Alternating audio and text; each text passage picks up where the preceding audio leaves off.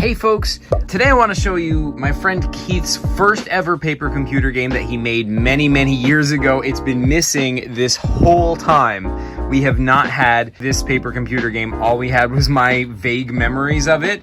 And Keith finally reconnected with them, and Keith sent me all the screens that he has. He apparently had scans of them this whole time, and he sent me the scans of this paper computer game. So I've printed them out and I want to show it to you. So just a little bit of introduction. Keith is, just to distinguish, Keith is not the same as Kurt, who made the PCG I showed in the last video, although they are brothers. And in this game that I'm about to show you, Keith and Kurt actually collaborated a little bit, or at least it started as a collaboration. And as the game went on, it kind of became more and more just Keith making it. So you can basically just think of this as Keith's game for the most part. But yeah, without further ado. Now, he did not send me the cover for the game, unfortunately. Unless I'm crazy, I think there was a cover originally. I don't have it, so we don't know what that looks like, but I do sort of remember what it looked like. So what I've done is I have created a fake version of the cover to give you an idea of what it might have looked like. So here it is. Obviously, this is, this is like a little bit more professional than it would have looked way back then, but this should give you the basic idea of what it would have looked like. It would have had sort of bubbly, rounded letters like this. It says Zach to the future. This is supposed to be a Q, but it came out as, I guess that's like an O. But you can kind of see it like a shadow there, like as if it's a Q. I don't know. Anyway, Zach to the future. There was like a fly buzzing around. There's a cap with a Z on it. This is supposed to be like a Mario hat, but yeah, this should give you the basic idea of what a cover of this might have looked like, unless I'm completely crazy and making this up, which is possible. Keith did draw a lot of stuff, including my name in these letters multiple times, so I could just be imagining it. So this game starts, and you're playing as Zach, me, and you just appear in this weird place, and you don't really know how you got there, and that's it. That's just the beginning of the game. So here is the first screen. So here we are. That's me, Zach. For some reason, I'm in like a Mario costume, but with a Z on the cap instead. And we find ourselves just in this weird kind of almost prehistoric scenario. These are like trees in the background. There's like a weird egg over here and like this creepy face peeking out of that shadow. Over here, we've got the very first appearance of an 8-ball. And 8-balls would go on to become like an iconic species in paper computer games, and you're about to see why. Because 8-balls, they don't look that bad, right? They're kind of okay, right? That's just a dude.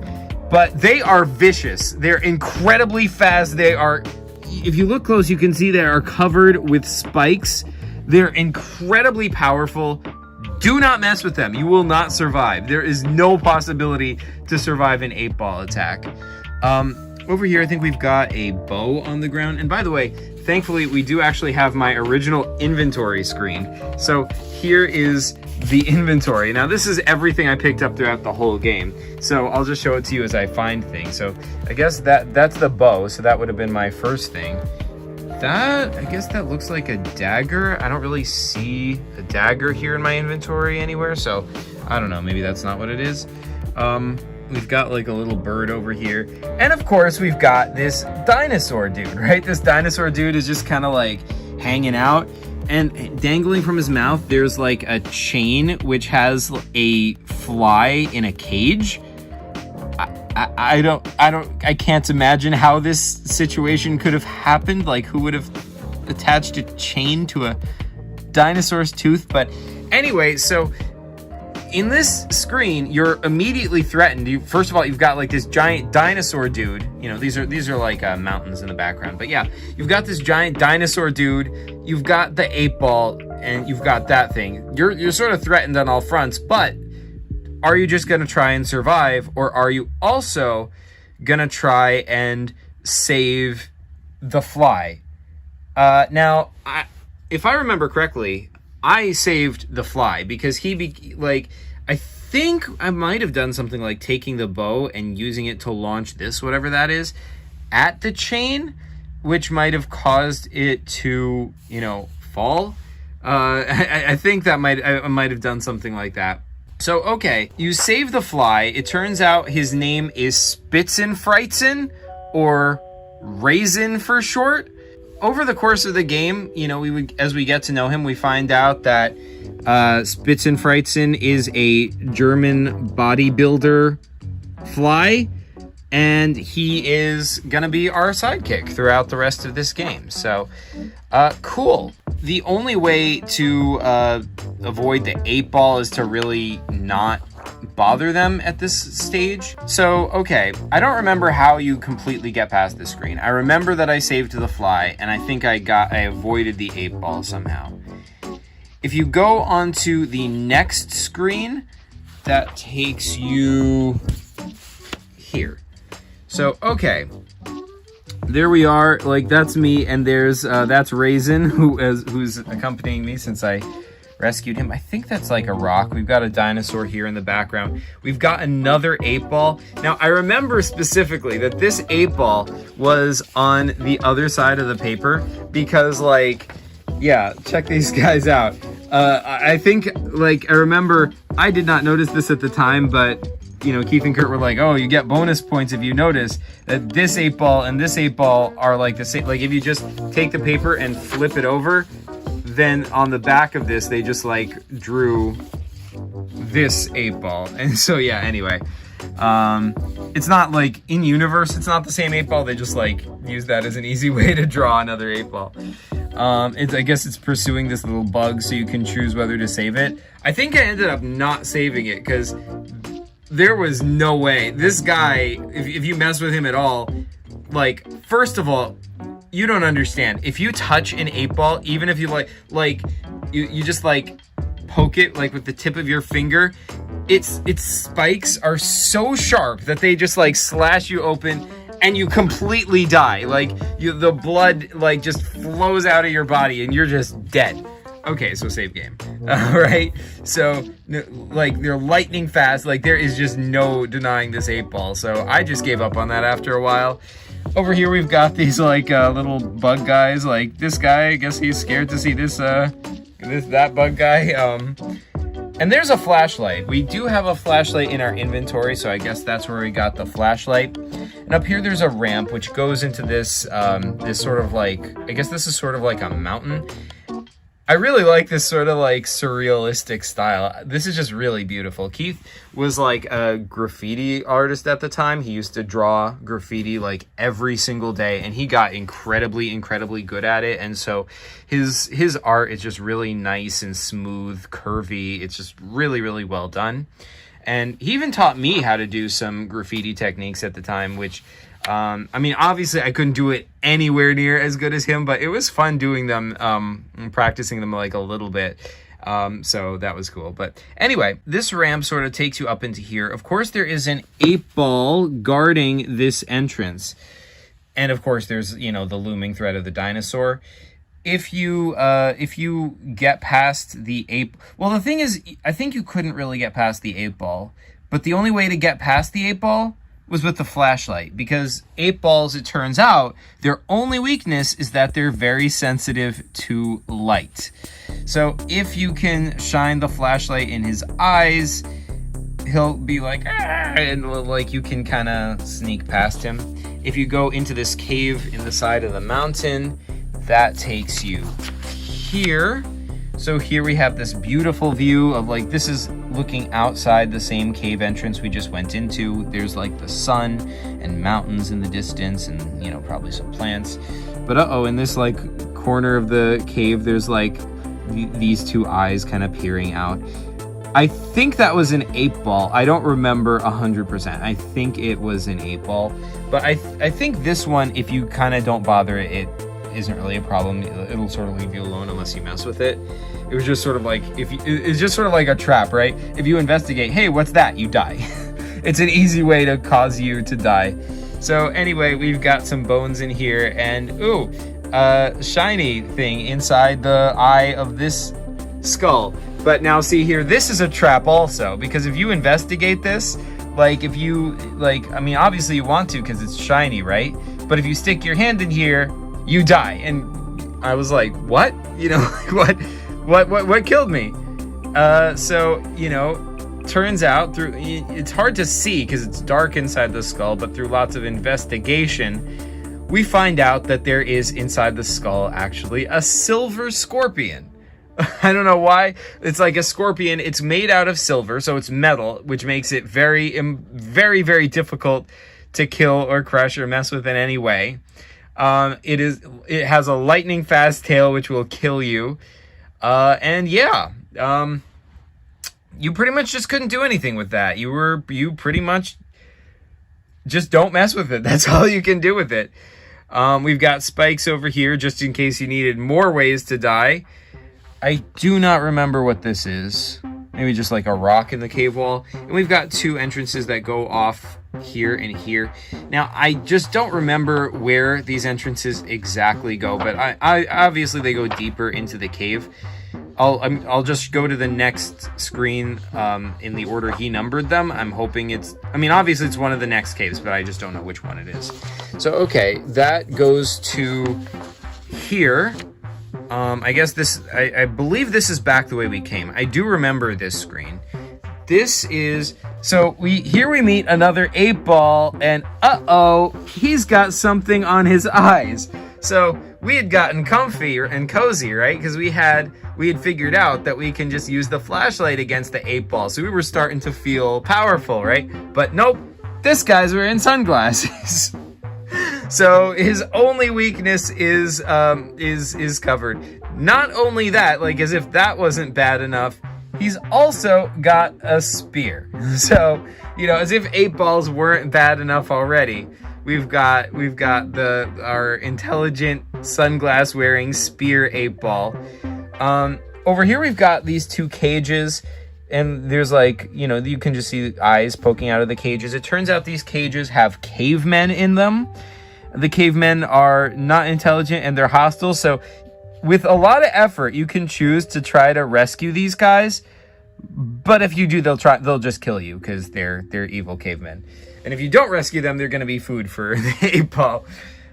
Those are buttons, I think. I don't remember what they do. You've got a spider over here. Never trust spiders in Keith's games, but okay. We've got a fire and some bugs in the fire. It's like bones burning. I do not remember how to get past the 8-ball, but if you do get past him, I think that leads to the outside. Oh, you know what? I bet I think there's a later page that got incorrectly numbered. I think, well, I don't know. We'll come back to that. Either way, this path goes to the outside, and that takes you here. So, man, you guys, you don't understand. You do not understand. Now, for paper computer games, like if you know paper computer games, this is pretty standard. This is a fat guy screen, right? This is the fat guy. The fat guy is a character who appears in paper computer games quite a bit. He is, you know, obviously a fat guy, and he blocks your path. You usually find him in corridors, in hallways, in doorways, and he's just blocking your path, right? So this is no different. Here you're on sort of a train track.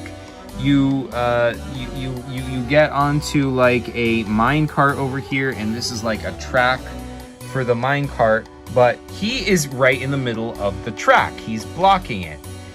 So that is a problem. So the setup right here, it looks at first glance just like any other fat guy screen, and I guess in a technical sense it is. You have to get past the fat guy. He is blocking your path. However, this is the most freaking insane fat guy screen ever. Ever. In any paper computer game I have ever played. This is the worst. Like, oh my god, this is...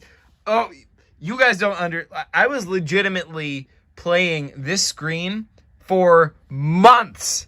For months. I came over their house every week for months. I think it might have even approached a year. I'm not even joking. I was on this screen. Oh my god. So, needless to say, I remember this screen very, very well. Okay, so we're outside once again. We have the nice landscape. We've got the mountain. We've got our friendly dinosaur in the background. There's the sun just beating away. Got another dinosaur guy over here. I don't know what that is. Some dude in the background. I do not remember that. But yeah, anyway, we've got the fat guy. He's got a lollipop on him. And I could not figure anything out. As you go down the track, you build up speed until you smash into the fat guy, but like you bounce off him and fall onto the ground and the dinosaurs come eat you. So what do? Right? You've got your bow and you've got your battery and your flashlight. None of those things really help you. You try shooting things at the... I think by this time I had also gotten some of this stuff. I had also picked up a skull. I think... Oh, the bug. Well, no, I still have the bug, so I think I must have gotten it after this. But okay, yeah, I tried throwing the rock, the grass. I tried using the bow to launch the stick. None of that harms the fat guy. You try talking to the fat guy, because like in other paper computer games, you can talk to the fat guy. Not so in this time. If you try talking to the fat guy, he just like screams in pain. He's just like, "Arr!" And we would later find out, as I discuss in my canon video, this is not the same character in universe as the fat guy we know. He is like this game's version of the fat guy, but he's not the same guy as the other fat guy. He has like a different origin story. But okay, so how do I get past this guy, right? I was trying everything. I was like trying, maybe I can attract the attention of the dinosaurs, but then they just come eat you. I was trying, like, maybe I can get him to look at the sun and it hurts his eyes, but no. I tried everything. I died so many times, and they eventually like instituted a punishment system for if like I kept dying and saving game too many times. I don't know, I guess it wasn't on the inventory screen, but I think they had a separate piece of paper, which I don't have here, where they were counting the number of times that I died. And once I passed, like, what was it, like 100 deaths or something, to make it even harder to punish me if because I had died too many times. And I think the punishment was that Arnold Schwarzenegger appears on top of the fat guy, and he, like, with a bazooka, and he shoots me if I get too close. So now the puzzle got worse, and I had to deal with that on top of the ordinary puzzle. Like, man. And it turned out the solution was actually very simple. I can't believe I remember this. This is like freaking like 20 years later at this point. But yeah, the solution was that I had to dump all my inventory. And that's it. Once you dump all your inventory over the side, then you can pick up enough speed and you can smash through the fat guy. It took me a freaking, like, probably half a year to figure, like, oh my, like, I think I tried, like, throwing out one thing or two things, and, like, that made me, almost hit into the fat guy. But, like, it was only when you dump everything, that's when you pick up so much speed that you smash into the fat guy, right through his outer belly, boof, inside of the fat guy. Now this is already breaking new ground in a paper computer game. We've gotten past the fat guy many times, but usually we give him slim fast and he loses weight, or we, get him out of the way somehow, make him fall through the floor. We've never gone inside the fat guy before. So this game broke PCG history for the very first time, and here is what we find inside of the fat guy. Boof. So here's the hole we came out of. Here's our mine cart that we're in. That's me.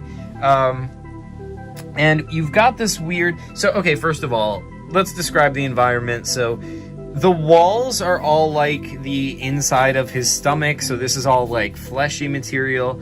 This is all like stomach acid, like on the floor.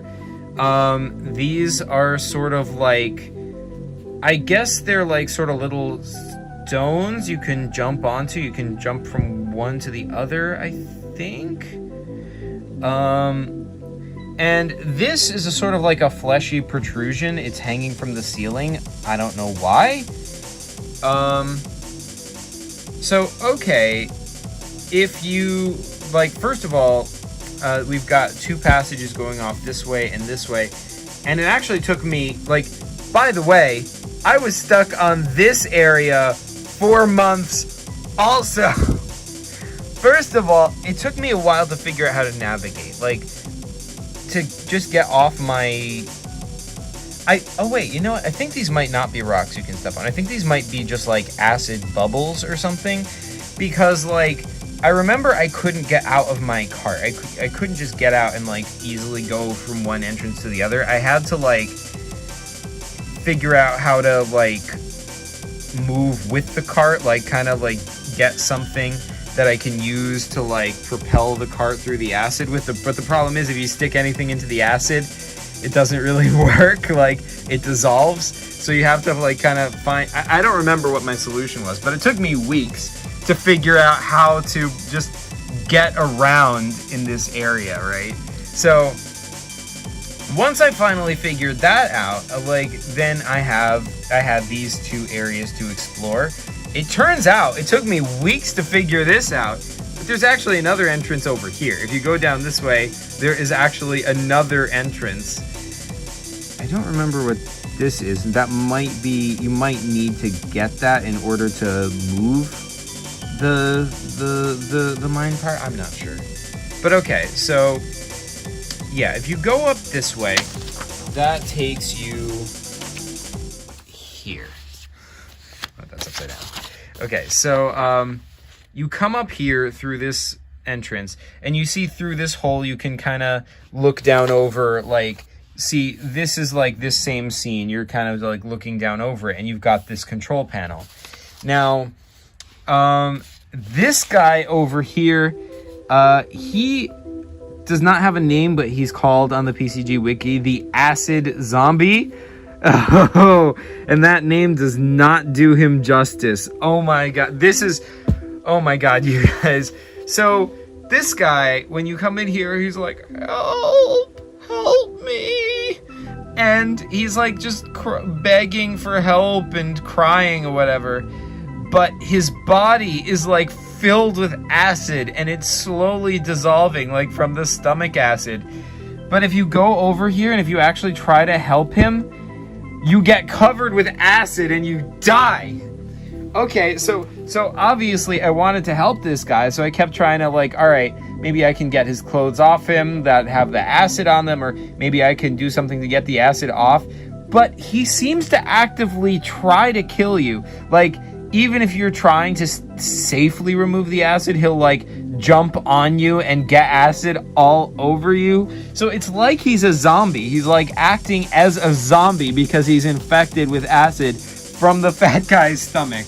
I actually made a whole spin-off paper computer game which explains the origin of this guy. That game is called Who Would Be Crazy Enough to Devote His Life to Studying This Guy. Anyway, this guy is he is freaking insane. There's no way to help him, or at least I never found a way to help him. You just have to not mess with him, avoid him, right? Here we've got, these are paw prints left over by an 8-ball, which implies there was an 8-ball in here. So I don't know, maybe this technology was once operated by an 8-ball. That kind of hints at more advanced, you know, like 8-balls being a sentient species, like maybe they can actually build technology.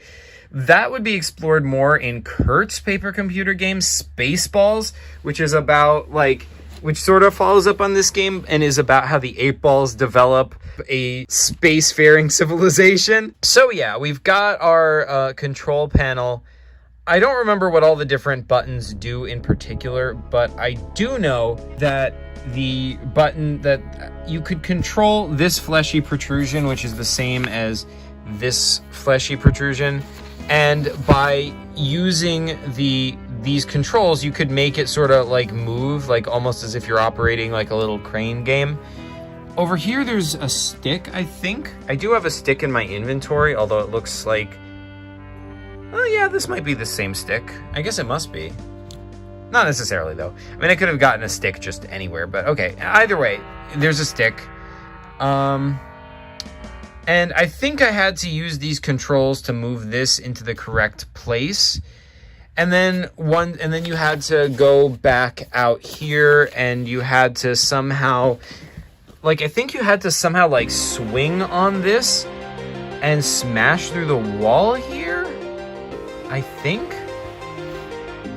You know, I don't know, like, see, honestly, the thing is, this is kind of confusing to me, because my memory of this screen, like, if I had tried to describe this to you without first seeing it, I did not remember this entrance being here. I remembered this entrance, and I remembered this, and I remembered that it took me a long time to find this. But I thought, like, the way I remembered it, you had to, like, do something with this and smash through the wall over here.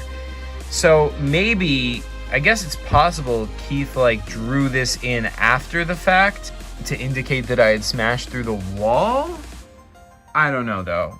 So, okay, so anyway, if we go this way, I believe that takes us to here. So, okay, like, I guess the minecart got stuck here somehow. There's the hole. So that does, like, back up my theory that, like, we burst through the wall again, you know? We're still inside the fat guy. There's another one of the fleshy... Wait, no, that's what it was. I'm sorry. Oh my gosh. Oh, I realize what this is. Oh my goodness. So this is not another screen. This is the same screen. This is, this screen, but once it's been drained of acid. That's right. That's right. Okay, so what... wow, I just remembered that while filming this. My goodness. But how did you drain it of acid? Like, okay, so let's explore, because, like, this way, I do remember that goes to here, all right? So that goes here, and these are the fat guy's blood cells. They're enormous. They're, like, about as big as me. And you need to get, like, the nucleus of the cell, because, I mean, I think you had to place them here into this control panel in a certain order. The thing is, though, these are, like, shooting out electricity, and they're sort of, like, floating along in a pattern, and as they get into the wall, they're absorbed, and then another one is produced from over here.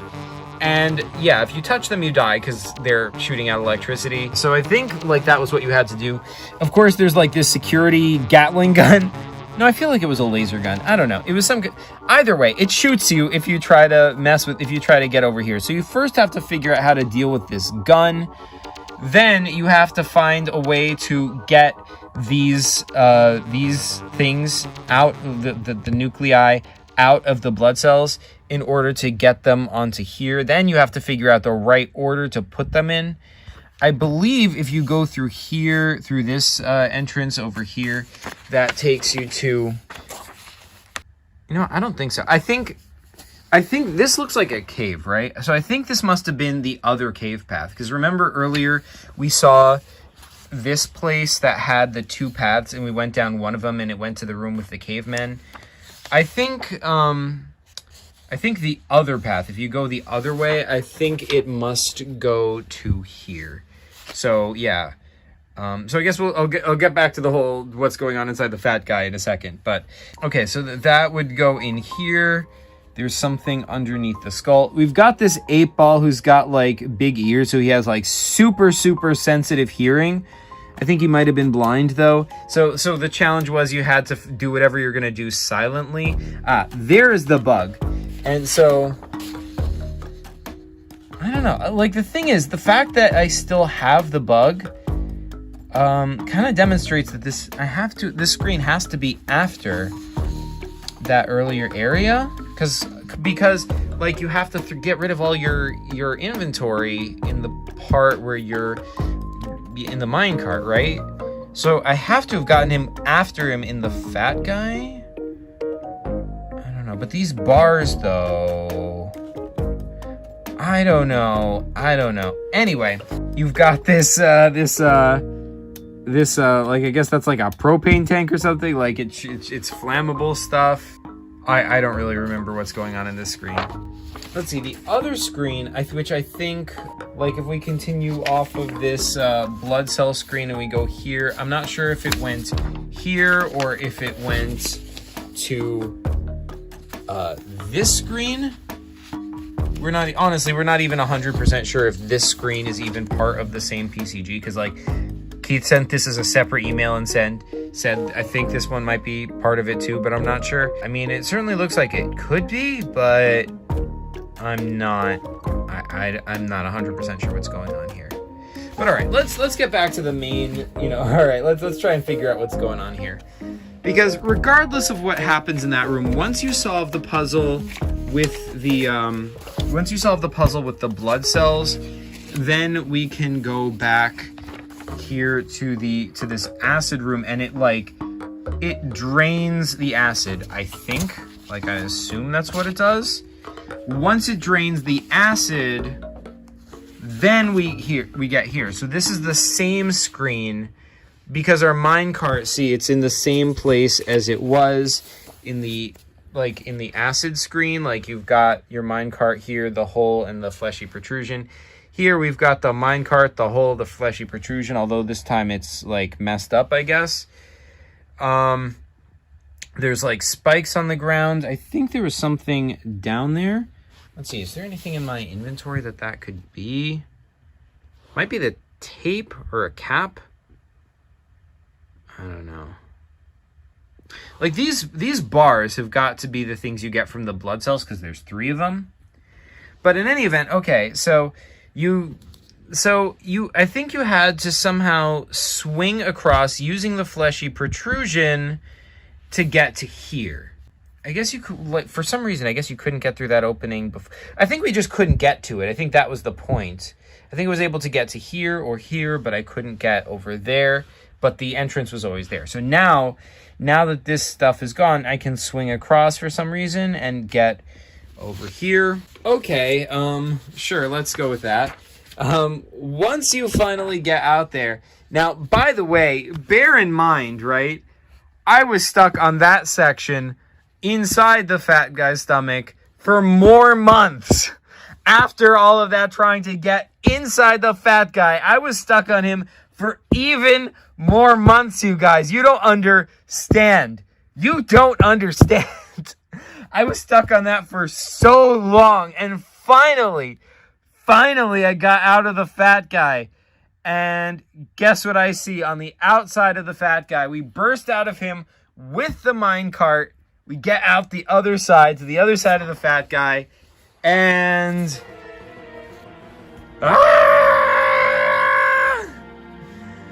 it's another fat guy.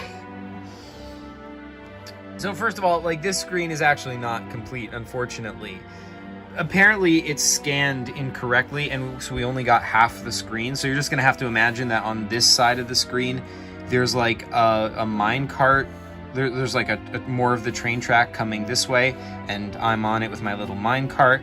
There was a little path going off this way.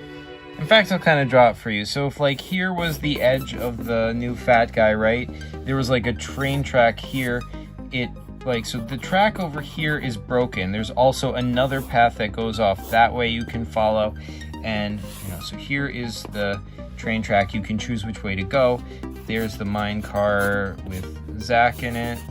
And I believe closer to the screen, there was something over here, like some sort of I think there might have been like a tree on its side or something. And there was like a hole in it. And I couldn't get there, but remember, I've got my fly buddy with me. I've got Raisin, who looks kind of like that, I guess, with these are his eyes, because he just has really big eyes, and then he's got wings. Anyway, Raisin could get in here. So, okay, so after all of that, I am just completely defeated. Seeing this guy, I'm just like, ooh. This is the fat guy's father. The fat guy's father, you guys. Ah! Now, once again, just to clarify, he's not the fat father of the fat guy from regular paper computer games, because the fat guy in this game is a different fat guy. But he's the father of the fat guy from the previous screen. Anyway, oh my goodness. So yeah, we've got the hole. We've got this path that goes off this way. Now, okay, so if you go, you know, up the path that goes up that way, you get, I believe that takes you here. So you get to this path, and it's broken, so you can't really get across that. I never got across it, so I never figured out where this goes. I messed around with this for quite some time, but I never figured it out. Then, if you go, you know, the other thing you can do is if you explore what's in the hole. I don't know if this was like a tree trunk or if this was like a rock. There was something here with a hole in it. And if you go inside here with Raisin, like, you're not going in, but, you know, you can tell Raisin to go in, and he tells you what he sees. And, you know, Keith just actually impromptu drew a screen of what Raisin sees inside there. And it wasn't officially a screen, but he did draw it. So here it is. He drew it like on a scrap of paper. So this was initially like a lot smaller. Yeah, like Raisin goes inside here. There's like this, I guess this is a dragon bug, because this is called the Dragon Bug Lair. But yeah, you were trying to get inside the box. But there were these, I don't remember what those things were. I just remember I could never get past this dragon bug dude. And and there's like a gun here as well. I could never figure out what you were supposed to do in here. And yeah, you know, I'm just gonna be straight with you. This is where I lost. I didn't give up. I never officially gave up. I was never like, all right, I give up. I can't do this. I was like, no, I'm still gonna do it. I'm still gonna do it. But every time I came over, we played it less and less and less. And I just wasn't motivated to, because I just felt so defeated by this game. I felt so defeated, you guys. This was like probably the only paper computer game that really beat me. The only one I ever really felt beaten by. Like I've never felt so defeated by a paper computer game. And Keith and Kurt both like loved that. Like Keith felt so victorious because yeah, like, I mean, I've played some evil PCGs. Chris can make really evil PCGs when he wants to. You know, Kurt can make really evil PCGs when he wants to. Pierre's PCGs were like very like mind-bendery and took also months for me to get past some of the puzzles. But I've beaten all of those. I've beaten all of those. This was the only one that really beat me. I mean, there's other games where, you know, like, sure, like, we never quite finished it. Sure, that happens all the time. But there's never been one where it really felt like I stopped playing because I was so thoroughly defeated, because every last scrap of energy, of creativity was drained from me.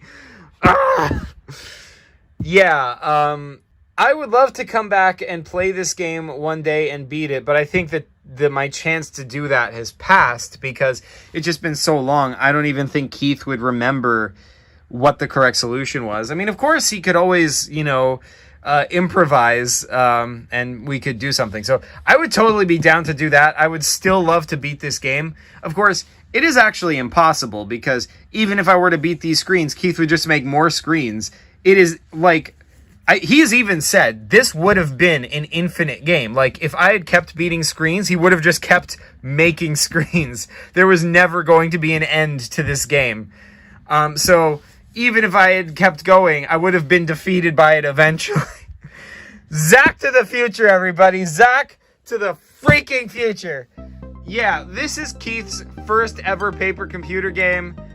And his other paper computer games after this got even crazier, even more creative, like, and even more, well, I don't know about even more difficult. I feel like I have to say they got easier because, like, compared to this, like, I have never spent this much time. Like, Keith's puzzles were always difficult like this, but I feel like I had an easier time with his puzzles in other games. I don't know. Like, I feel like, It might just be that I got better at it over time. That could just be it. I don't know. But either way, yeah, this is an freaking incredible paper computer game. Like, this is a level of mastery that I could never have conceived of. Like, in terms of in terms of PCGs that are just evil, that like are built to defeat their player, this is it. Like, this takes the cake. I have never, not even to this day, not even with the full PCG community, I've never seen anything this crazy. Then again, come to think of it, I don't think I ever beat like Keith's other games either. But I guess none of them felt as impossible as this game, you know? I don't know what it is. There is something about Zack to the Future. So yeah, Zack to the Future has been incredibly influential. As we talked about before, the 8-Balls became some of the most well-known and hated villains in paper computer games. Up to this point, it's really bugged me that I don't have the classic image, the original 8-Ball, just to put on the wiki, you know, so that I can show people what an 8-Ball looks like. I had to redraw an 8-Ball from memory. And that's what I've been going on this whole time. We do have the images of the Spaceballs from Kurt, though. That's like a more evolved form of the 8-Ball. But we did not have the original 8-Ball. And now we do. Look at this classic guy. Look at how, you know, unassuming he looks. But the deadliness, like, oh my god. Yeah, 8-Balls went on to influence paper computer games. Raisin, aka Spitzen Fritzen, is one of the most memorable characters. Even though he hasn't really appeared much in other paper computer games, he still gets brought up sometimes. He did appear briefly in PCG Anniversary Special 2 by Chris, I believe. The fat guy, this is like easily the craziest fat guy screen ever. Like, I did make a sort of a tie-in game to this called, you know, as I said before, who would be crazy enough to devote his life to studying this guy. And of course, you know, the 8-Balls also inspired the Spaceballs series, which is freaking crazy. Like, that is also one of the craziest series of paper computer games of all time. So, yeah, this is, like, despite having been lost for all this time, this is an incredibly influential paper computer game. It is incredibly innovative, and wow. Like, what an experience. What an experience. What a game. What a transformational piece of media in the paper computer games franchise, you know? So yeah, just hats off to Keith, but man, someday I will beat this game. That's all I've got to show you for today. Thank you guys so much for watching, but yeah, PCG you later.